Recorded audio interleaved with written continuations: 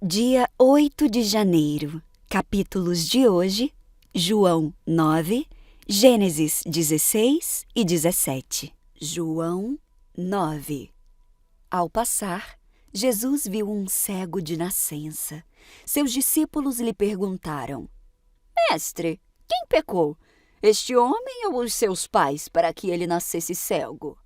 Jesus disse: Nem ele, nem os seus pais pecaram, mas isto aconteceu para que a obra de Deus se manifestasse na vida dele.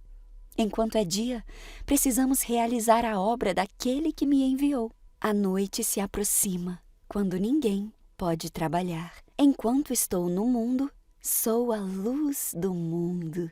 Tendo dito isso, ele cuspiu no chão, misturou terra com saliva e aplicou-a aos olhos do homem. Então lhe disse: Vá lavar-se no tanque de Siloé, que significa enviado. O homem foi, lavou-se e voltou vendo. Seus vizinhos e os que anteriormente o tinham visto mendigando perguntaram: Não é este o homem que costumava ficar sentado mendigando? Alguns afirmavam que era ele. Outros diziam: Não, apenas se parece com ele. Mas ele próprio insistia: Sou eu mesmo! Então como foram abertos os seus olhos? Eles interrogaram, mas ele respondeu: O homem chamado Jesus misturou terra com saliva, colocou-a nos meus olhos e me disse que fosse lavar-me em Siloé. Fui, lavei-me e agora eu vejo. Eles lhe perguntaram: Onde está esse homem? Não sei, disse ele. Levaram aos fariseus o homem que fora cego. Era sábado, o dia em que Jesus havia misturado terra com saliva e aberto os olhos daquele homem. Então os fariseus também lhe perguntaram como ele recebera a visão. E o homem respondeu: Ele colocou uma mistura de terra e saliva em meus olhos, eu me lavei e agora eu vejo. Alguns dos fariseus disseram: Este homem não é de Deus, pois não guarda o sábado. Mas outros perguntavam: Como pode um pecador fazer tais sinais miraculosos? E houve divisão entre eles. Tornaram, pois, a perguntar ao cego: Que diz você a respeito dele? Foram os seus olhos que ele abriu. O homem respondeu: Ele é um profeta. Os judeus não acreditaram que ele fora cego e havia sido curado, enquanto não mandaram buscar os seus pais. Então perguntaram: É este seu filho, o qual vocês dizem que nasceu cego? Como ele pode ver agora? Responderam os pais: Sabemos que ele é nosso filho e que nasceu cego, mas não sabemos como ele pode ver agora ou quem abriu os olhos dele. Perguntem a ele. Idade ele tem, falará por si mesmo. Seus pais disseram isso porque tinham medo dos judeus, pois estes já haviam decidido que, se alguém confessasse que Jesus era o Cristo, seria expulso da sinagoga. Foi por isso que os seus pais disseram: Idade ele tem, perguntem a ele. Pela segunda vez, chamaram o homem que fora cego e lhe disseram: Para a glória de Deus, diga a verdade. Sabemos que esse homem é pecador. Ele respondeu: Não sei se é pecador ou não. Uma coisa eu sei: eu era cego e agora eu vejo. Então lhe perguntaram: O que ele fez? Como lhe abriu os olhos? Ele respondeu: Eu já lhes disse e vocês não me deram ouvidos. Por que querem ouvir outra vez? Acaso vocês também querem ser discípulos dele? Então o insultaram e disseram: Discípulo dele é você! Nós somos discípulos de Moisés. Sabemos que Deus falou a Moisés, mas quanto a esse, nem sabemos de onde ele vem. O homem respondeu: Ora, isso é extraordinário. Vocês não sabem de onde ele vem, contudo, ele abriu os meus olhos. Sabemos que Deus não ouve a pecadores, mas ouve ao homem que o teme e pratica a sua vontade. Ninguém jamais ouviu que os olhos de um cego de nascença tivessem sido abertos. Se esse homem não fosse de Deus, não poderia fazer coisa alguma. Diante disso, eles responderam: Você nasceu cheio de pecado! Como tem a ousadia de nos ensinar? E o expulsaram. Jesus ouviu que o haviam expulsado e, ao encontrá-lo, disse: Você crê no Filho do Homem? Perguntou o homem. Quem é ele, Senhor, para que eu nele creia? Disse Jesus: Você já tem o visto. É aquele que está falando com você. Então o homem disse: Senhor, eu creio. E o adorou. Disse Jesus: Eu vim a este mundo para julgamento, a fim de que os cegos vejam e os que veem se tornem cegos. Alguns fariseus que estavam com ele ouviram-no dizer isso e perguntaram: Acaso nós também somos cegos? Disse Jesus: Se vocês fossem cegos, não seriam culpados de pecado. Mas agora que dizem que podem ver, a culpa de vocês permanece. Gênesis 16. Sarai, mulher de Abrão, não havia conseguido lhe dar filhos. Tinha, porém, uma serva egípcia chamada Agar. Sarai disse a Abrão: O Senhor me impediu de ter filhos.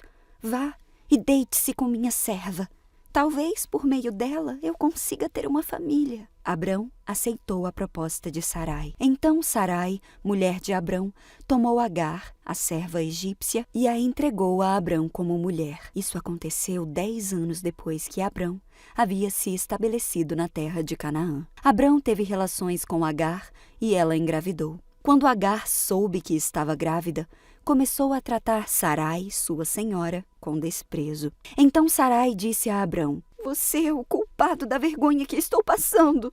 Entreguei minha serva a você, mas agora que engravidou, ela me trata com desprezo. O Senhor mostrará quem está errado, você ou eu. Abrão respondeu: Agar é sua serva. Faça com ela o que lhe parecer melhor. Então Sarai a tratou tão mal que, por fim, Agar fugiu. O anjo do Senhor encontrou Agar no deserto, perto de uma fonte de água, junto à estrada para Sur, e perguntou: Agar, serva de Sarai, de onde você vem e para onde vai?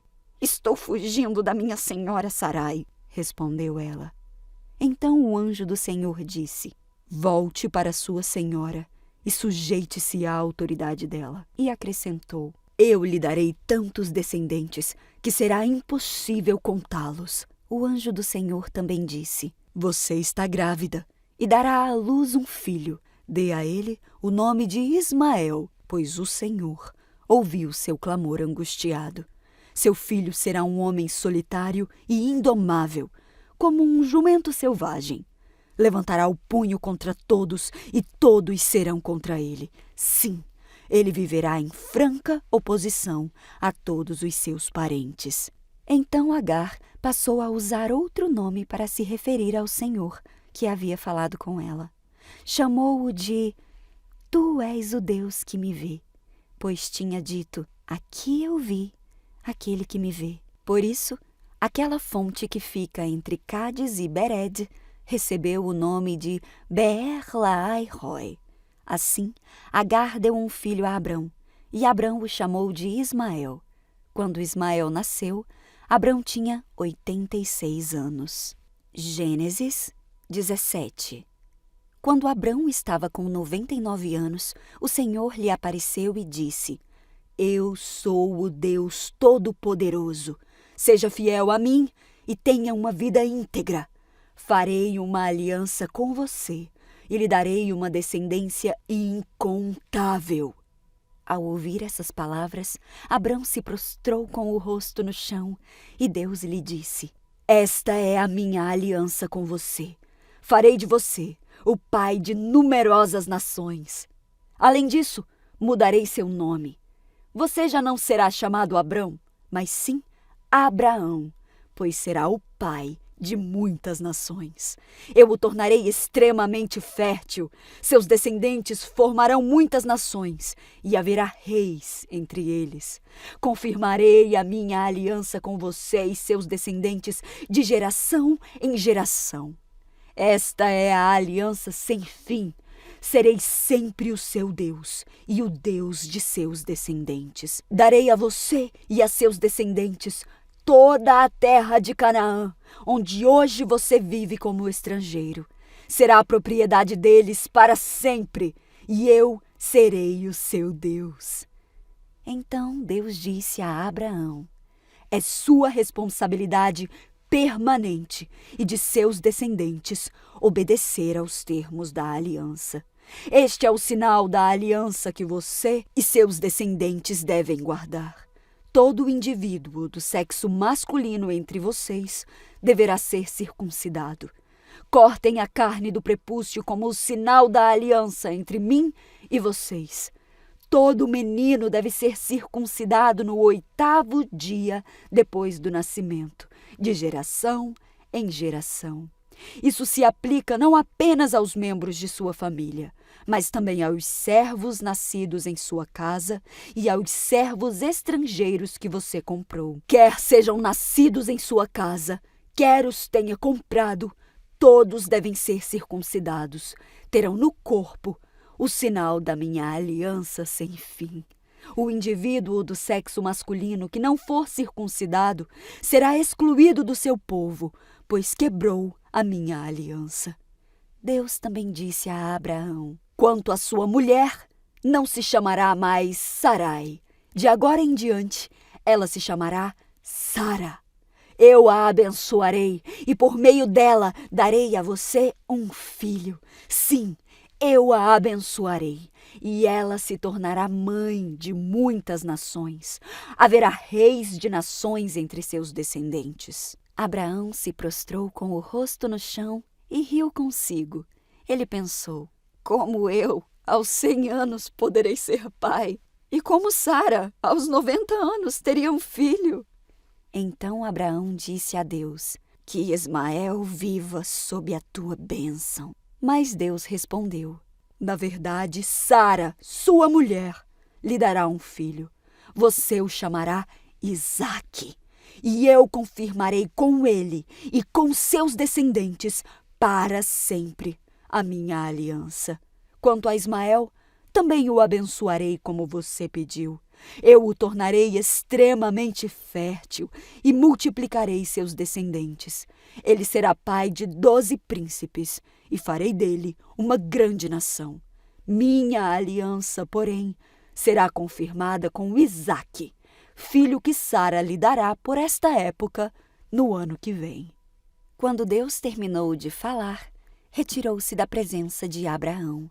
Naquele mesmo dia, Abraão tomou Ismael, seu filho, e todos os indivíduos do sexo masculino em sua casa, tanto os nascidos ali como os comprados, e os circuncidou, removendo o prepúcio, como Deus tinha ordenado. Abraão tinha 99 anos quando foi circuncidado, e Ismael, seu filho, tinha 13 anos. Ambos foram circuncidados naquele mesmo dia, junto com todos os outros homens e meninos da casa, tanto os nascidos ali como os comprados. Todos foram circuncidados com Abraão.